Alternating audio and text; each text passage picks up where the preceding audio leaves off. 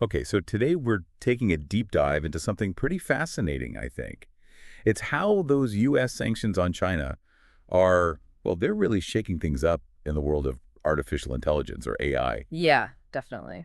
And we've got a lot of interesting material to sift through today. Stuff about cutting edge tech, global politics, all those strategic moves countries are making. And of course, we're focusing on those US restrictions and how China's pushing back, how they're responding. Right. I mean, our goal here is to like distill all that down, Mm. pull out the most important bits for everyone listening. We want to lay out the real impact these sanctions are having, not just for, the big players, the US and China, but also how it ripples out to global markets, Hmm. and even what it means for the future of AI itself. Yeah. And we'll do it all in plain English. No need to be a tech genius to follow along. I think a lot of people are calling this a tech war between the US and China. And it really does seem like it, doesn't it? It's like at its core, it's a battle for who's going to be the leader in AI. It's a huge contest, definitely. A contest for economic dominance, strategic dominance.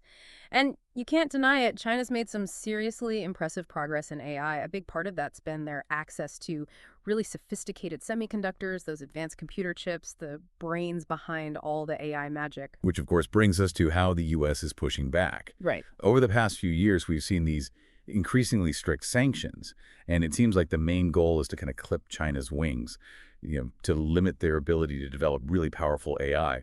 So how did we even get here? This didn't just happen overnight. No, it didn't. The timeline is really important.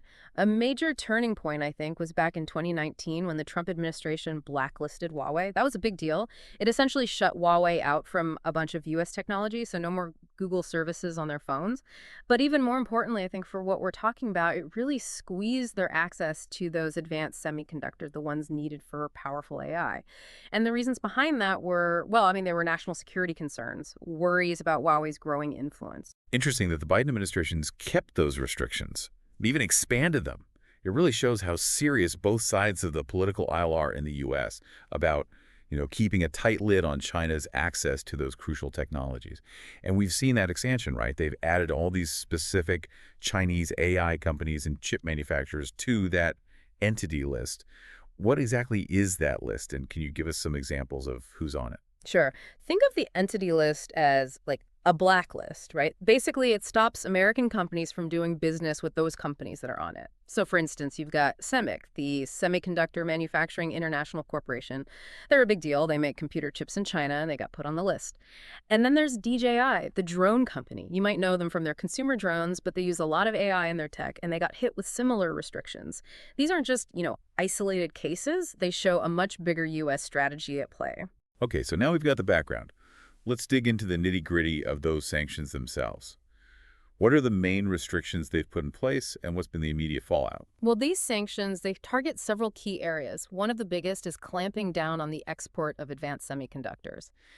Companies like NVIDIA, Intel, AMD, those are the ones making the really high-performance chips you need to train complex AI. They're like the powerful brains behind it all. And they've been banned from selling their most advanced stuff to certain places in China. You see, those GPUs, those graphics processing units, they're super important because they can handle the massive amounts of data and calculations you need to train sophisticated AI. So basically, if China can't get its hands on the best chips, that throws a major wrench in their plans to create super advanced AI. Exactly. It creates a bottleneck for them, slows down the cutting edge of AI research and development. But it doesn't stop there. Another key part of this U.S. strategy is, like we talked about, making that entity list longer.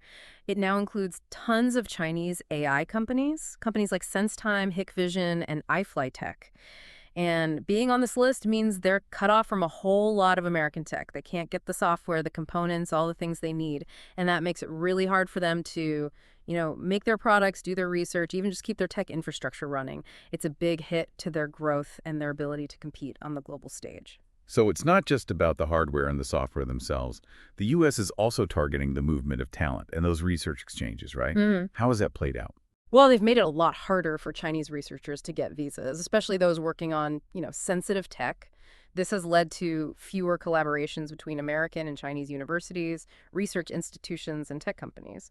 Science thrives on the free flow of ideas and talent across borders, so yeah, these restrictions, they're definitely going to slow things down. I can see that. Makes sense. And then there's the money side of things. How have the sanctions targeted investment?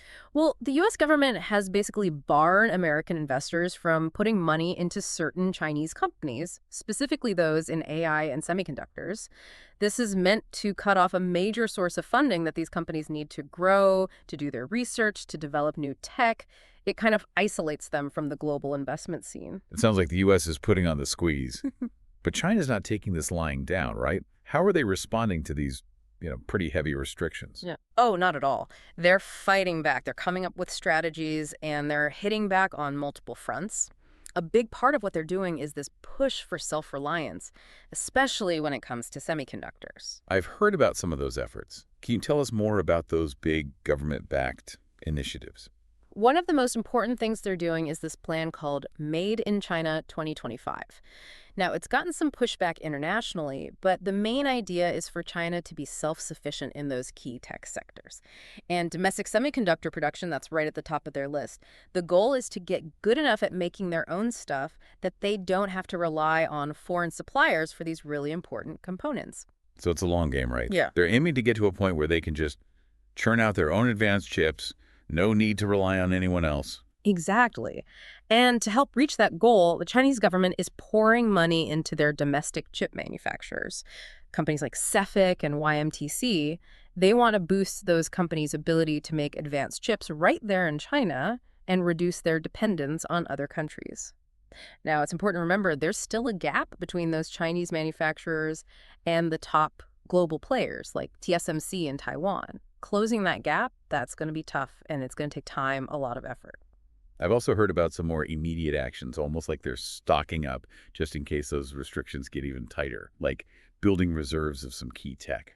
Right. There have been reports that some Chinese companies have been buying up lots of those high-end NVIDIA GPUs, those powerful graphics processing units, just in case there are more export bans. It's a way to make sure they've got the computing power they need to keep developing their AI, at least in the short term. It's a clever, if kind of reactive way to deal with the immediate threat of more restrictions. Smart move. It's not just about the physical chips, though, is it? There's the software behind AI, too. Yeah. You got it. The big Chinese tech giants like Baidu, Alibaba, and Tencent, they're working hard to develop their own open source AI frameworks. Think of those frameworks as the software foundation for AI. It's what researchers and developers use to build and train AI models. By creating their own open source versions, they can try to compete with the popular US frameworks like TensorFlow and PyTorch. The goal is to build a Chinese AI development scene that doesn't need American software. It also helps them boost collaboration and innovation within China's tech community. Seems like China's covering all the bases, trying to build up their ability to stand on their own across the whole AI and semiconductor landscape. But this isn't just a U.S.-China thing, is it? What's the impact of all this on the rest of the world? This whole situation has big global implications. It goes way beyond just those two countries. Think about Europe, places like Germany and the UK, and even South Korea. They're in a tough spot. They've got big economic ties to China, but they also have security alliances and tech partnerships with the U.S. Trying to balance all those competing interests, that's a real challenge for them. Yeah, caught in the crossfire, almost. Exactly. And this whole thing is feeding into all the talk about tech decoupling. The idea that we're heading towards two separate tech worlds, one with the U.S. and its allies and the other with China. That would have huge consequences for global trade, for international research collaborations, and even just for setting those global tech standards. And for people like us, everyday consumers, how might this all affect us? Well, one likely outcome is that consumer electronics are going to get more expensive. If those advanced semiconductors become harder to get, that means the cost of making all kinds of devices goes up. Smartphones, laptops, gaming consoles, even the fancy tech in our cars. And companies might have to pass those extra costs on to us. So next time I'm buying a phone or a computer, it might cost more because of all these international tensions. Could be. We might also see a shift in the global hubs for AI research. Right now, the U.S. is a big leader, but China's catching up fast. They're making progress in areas like quantum computing, AI ethics, and developing next-generation AI applications. These sanctions, meant to slow China down, might actually speed them up in certain areas because they're forced to come up with their own solutions. This whole thing is so interconnected. The ripple effects are huge. So, looking ahead, what do you think we'll see happening in this tech showdown? Well, I think it's safe to say the U.S. is going to keep those sanctions going, maybe even expand them. There's even talk of targeting Chinese cloud computing services next. That would Hmm. be a big escalation because cloud infrastructure is super important for a lot of AI development and how it's actually used. Another big step in this whole standoff. What about China's efforts to go it alone, become more independent? How likely is that to work in the long run? It's hard to say for sure, but looking at how much the government's investing and how committed they are, it seems possible they could pull it off, especially in key areas like semiconductors and AI software. It's not going to be easy, and they'll hit some roadblocks, but they're definitely heading in that direction. Do you think the U.S. will start teaming up with other countries to try and counter China's growing influence?